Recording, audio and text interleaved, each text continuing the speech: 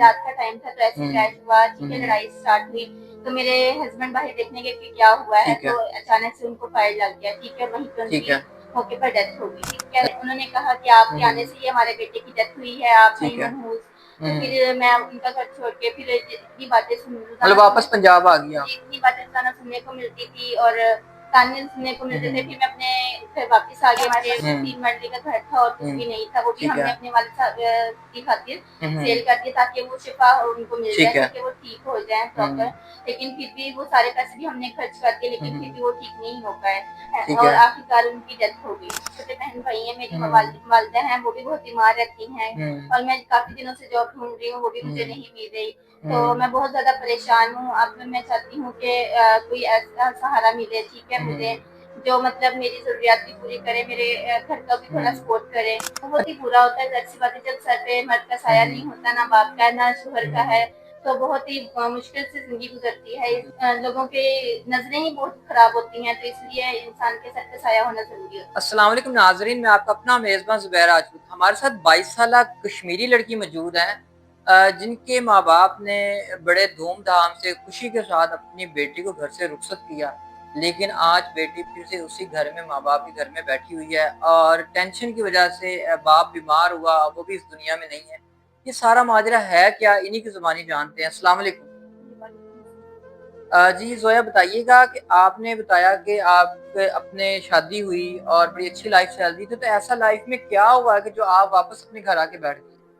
جس میں ہم لوگ بیسیکلی کشمیری ہیں، کشمیر میں رہتے تھے، ٹھیک ہے، پھر وہاں سے میرے والد صاحب کام کے سلسلے میں پنجاب آ گئے، پھر میں یہاں پہ پنجاب میں ہماری پرورش ہوئی، تعلیم وغیرہ حاصل کی، تو پھر ایسے ہی دیکھتے دیکھتے ہم بڑے ہو گئے، جیسے ٹائم گزرتا گیا۔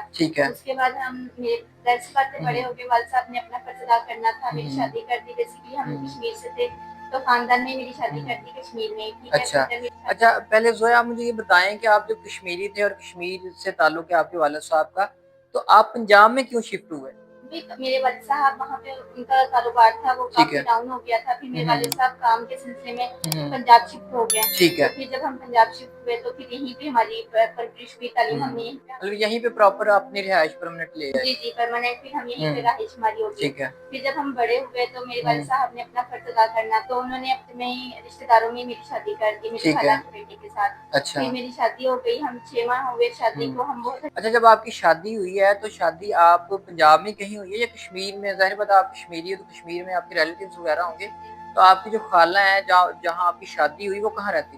جی میری جو ہم رشتے داروں میں میری شادی ہوئی، تو جو ہمارے رشتے دار تھے وہ کشمیر میں رہتے تھے، ٹھیک ہے، میری پنجاب سے شادی ہو کے کشمیر میں گئی، ٹھیک ہے، پھر وہاں پہ ہم لوگ رہتے تھے، اچھا سے خوشی زندگی گزارتے تھے۔ تو اس کے بعد جیسے یہ پاکستانی اور انڈیا میں لڑائی جھگڑے وغیرہ جنگیں وغیرہ ہوئی، تو پھر جیسے ہمارا جو بارڈر کے پاس ہی ہمارا گھر تھا، ٹھیک ہے، اور ایک جنگ ہو رہی تھی، تو ایک شام کو رات کا ٹائم تھا جو جنگ اسٹارٹ ہوئی، تو میرے ہسبینڈ باہر دیکھنے گئے کہ کیا ماجرا ہے، کیا ہوا ہے۔ مطلب عام روٹین میں جس طرح اکثر ہوتا ہے کہ پاکستان انڈیا کی کلاشز اکثر کشمیر بارڈر پہ ہو جاتی ہے، فائرنگ ہو جاتی ہے اکثر۔ جی ایسے ہی ہے، رات کا ٹائم تھا تو ایسے کریش ہوا، ٹھیک ہے، لڑائی اسٹارٹ ہوئی، تو میرے ہسبینڈ باہر دیکھنے گئے کہ کیا ہوا ہے، تو اچانک سے ان کو فائر لگ گیا، ٹھیک ہے، وہیں پہ ان کی موقع پر ڈیتھ ہو گئی۔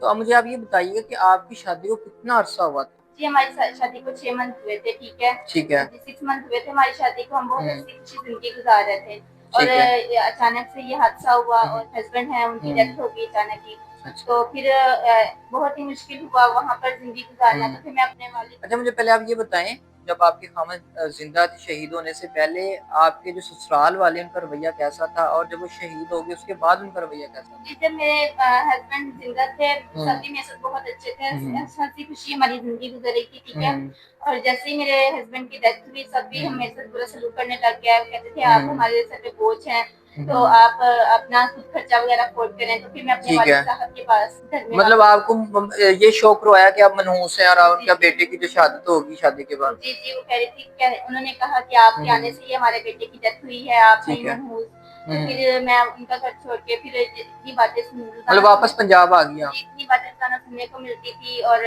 تانے سننے کو ملتے تھے، پھر میں اپنے گھر واپس آ گئی، اپنے والدین کے گھر آ گئی، ٹھیک ہے، تو میرے والد صاحب نے جب یہ سنی بات، میرے ہسبینڈ کا بھی ایک حادثہ اتنا بڑا سنا اور ہماری گھر کی بھی جو कि माँ ظاہری बाप بات ہے کہ جوان بیٹی گھر بیٹھ جائے اور ایک نئے نئی شادی ہوئی تھی اور آپ کے شوہر کی شہادت کی وجہ سے ظاہر میں پریشانی تو ہوتی ہے ماں جی باپ جی کو. تو میرے والد صاحب کو ایک دم اٹیک ہو گیا ہوں یہ اتنی بڑی پریشانی ہوں سن کے ٹھیک ہے تو ان کو ہم ہاسپٹل لے کے گئے کافی زیادہ ان ہوں کی سیریس کنڈیشن ٹھیک تھی ہے. ٹھیک ہے تو پھر ہاں بہت سارا ان پہ پیسہ لگایا ہم نے ہوں لیکن پھر بھی وہ پراپر صحیح ہوں کنڈیشن میں نہیں آئے پھر ہوں ہمارا ایک 3 مرلے کا گھر تھا پنجاب میں وہ بھی ہم نے سیل کر دیا ٹھیک ہے. ان پہ سارے وہ بھی پیسے لگائے ہم نے لیکن کوئی بھی آرام نہیں آیا ٹھیک ہے وہ مزید ان کی حالت جو کنڈیشن ہے وہ خراب ہوتی گئی. مطلب آپ نے اپنے والد کو بچانے کے لیے جو آپ کے والد کی ساری زندگی کی جمع پونجی تھی 2.5 مرلے کا مکان وہ آپ نے بیچ کے اپنے والد صاحب کے علاج پہ پیسہ لگا دیا. جی جی ایسا ہی ہے ہمارے پاس صرف 3 مرلے کا گھر تھا اور کچھ بھی نہیں تھا وہ بھی ٹھیک ہم نے ہے. اپنے والد صاحب کی خاطر سیل کر دیا تاکہ وہ شفا ان کو مل ٹھیک جائے ہے. تاکہ وہ ٹھیک ہو جائیں پراپر لیکن پھر بھی وہ سارے پیسے بھی ہم نے خرچ کر دیے لیکن پھر بھی وہ ٹھیک نہیں ہو پائے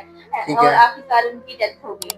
اچھا مجھے یہ بتائیں کہ ابھی والد صاحب کا سایہ بھی سر پہ نہیں ہے شادی ہوئی شوہر کی بھی شہادت ہو گئی ابھی اپنی بیمار والدہ کے ساتھ اکیلی رہتی ہیں چھوٹے بہن بھائی ہیں وہ بھی اسکول نہیں جاتے کیا فیل ہوتی ہے کس طرح لائف گزار رہی ہیں اور کیسے گزارا کر رہی ہیں؟ جی وہی میرے چھوٹے چھوٹے بہن بھائی ہیں میری ہوں والدہ ہیں وہ بھی بہت بیمار رہتی ہیں ہوں اور میں کافی دنوں سے جاب ڈھونڈ رہی ہوں وہ بھی مجھے ہوں نہیں مل رہی تو ہوں میں بہت زیادہ پریشان ہوں اب میں چاہتی ہوں کہ کوئی ایسا سہارا ملے ٹھیک ہے مجھے جو مطلب میری ضروریات بھی پوری کرے میرے گھر کا بھی تھوڑا سپورٹ کرے.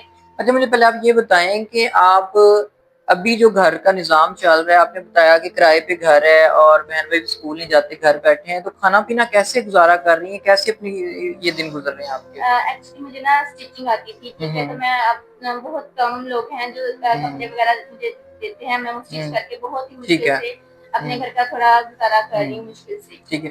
اچھا مجھے بتائیں جب گھر سے باہر کام کے لیے نکلتی ہیں یا کچھ چیزیں لینے کے لیے نکلتی ہیں تو لوگوں کا آپ کے ساتھ رویہ بیہیویئر کیا ہے؟ بہت ہی برا ہوتا ہے ظاہر سی بات ہے جب سر پہ مرد کا سایہ نہیں ہوتا نہ باپ کا نہ شوہر کا ہے تو بہت ہی مشکل سے زندگی گزرتی ہے لوگوں کے نظریں ہی بہت خراب ہوتی ہیں تو اس لیے انسان کے سر پہ سایہ ہونا ضروری ہوتا ہے ٹھیک ہے. مرد کا. اچھا مجھے یہ بتائیں کہ آپ نے بتایا کہ کرائے کے گھر ہے کتنے ماہ کا کرایہ جمع ہو چکا کتنا قرضہ آپ کے اوپر ہو گیا اور جنہوں نے قرضہ لینا ہے ان کا آپ کے ساتھ رویہ کیسا ہے؟ جی جب میرے والد صاحب کی طبیعت کافی زیادہ خراب ہو گئی تھی ہم نے کافی جگہوں سے قرضے بھی لیے تھے رشتے داروں سے بھی لیے ہوئے ہیں اور بھی کافی جگہوں سے لیے تھے اب ظاہر سی بات ہے ہمارے پاس ایک گھر تھا وہ بھی ہم نے سیل کر کے اپنے والد صاحب پہ لگا دیا. ٹھیک ہے. اب میرے پاس مزید کوئی پیسے نہیں ہیں جو میں ان کا قرضہ اتاروں میں نے ان سے ٹائم مانگا لیکن وہ بالکل بھی مجھے ٹائم نہیں دے رہے اور بہت ہی مجھے دن رات پریشان کرتے ہیں مطلب ڈسٹرب کرتے ہیں. جی جی ایسا ہی ہے بہت زیادہ پریشان کر رہے ہیں لیکن میں بہت زیادہ پریشان ہوں کہ میں وہ کیسے ان کا قرضہ ادا کروں. ٹھیک ہے.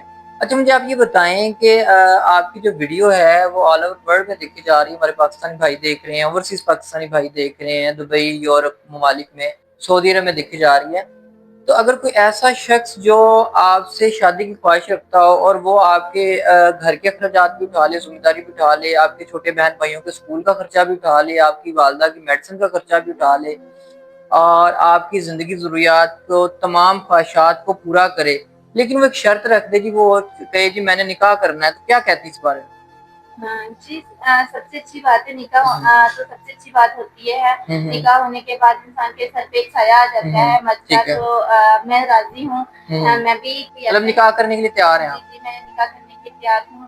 اچھا مجھے یہ بتائیں کہ جس سے نکاح کریں گی کیا ڈیمانڈز رکھتی ہیں کیا اس کے اندر کوالٹیز دیکھتی ہیں آپ؟ یہ کہ وہ اچھا ہو ساتھ دینے والا ہو اور ذمہ داریاں اٹھانے والا ہو. ٹھیک ہے مطلب لاپرواہی نہ ہو اور آپ کے تمام گھر کے اخراجات اٹھائے. جی جی ایسے لاپرواہ وغیرہ نہ ہو اچھا ہمارے گھر کا سارا سسٹم چلائے. ٹھیک ہے. اچھا مجھے یہ بتائیں کہ اگر کوئی ایسا شخص جو عمر میں آپ سے تھوڑا بہت زیادہ ہو کیونکہ آپ کی ایج 22-23 سال ہے کم ایج ہیں آپ اور یہ تو ایک اللہ کی طرف سے آپ کے ساتھ جو بھی مسئلے مسائل ہوئے اور اگر سیکنڈ میرج کرنا چاہتا ہو عمر میں بھی تھوڑا زیادہ ہو تو کیا کہتی ہے؟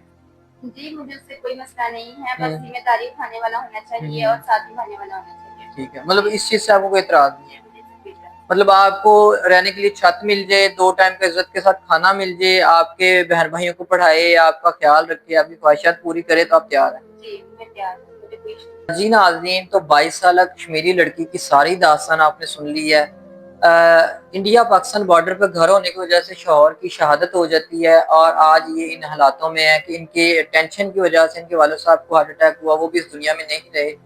ایک گھر ساری زندگی کی جمع پونجی تھی وہ بھی اپنے والد صاحب پہ لگا دیا. آج والدہ بھی گھر پہ بیمار ہے چارپائی پر لیٹی ہوئی ہیں, 2 چھوٹے بہن بھائی بھی اسٹڈی سے محروم ہیں اور خود بھی پریشان ہیں. 2 ٹائم کا کھانا کھانے کے لیے دن رات محنت کرتی ہیں, کپڑے سلائی کرتی ہیں, لوگوں کے گھروں میں کام کرتی ہیں اور گزارا ہوتا ہے. تو ناظرین, کوئی ایسا شخص جو ان کا سہارا بن سکے, ان کا قرضہ ادا کر سکے اور ان کی زندگی ضروریات کو پورا کر سکے, اسکرین پہ ہمارے چینل کا نمبر چل رہا ہوگا, اس پر آپ رابطہ کر سکتے ہیں. ایسے ہی سیریس لوگ رابطہ کریں جو سچ میں کسی کی عزت کرنا جانتے ہوں اور کسی کا مجبوری کا مذاق نہ اڑائیں.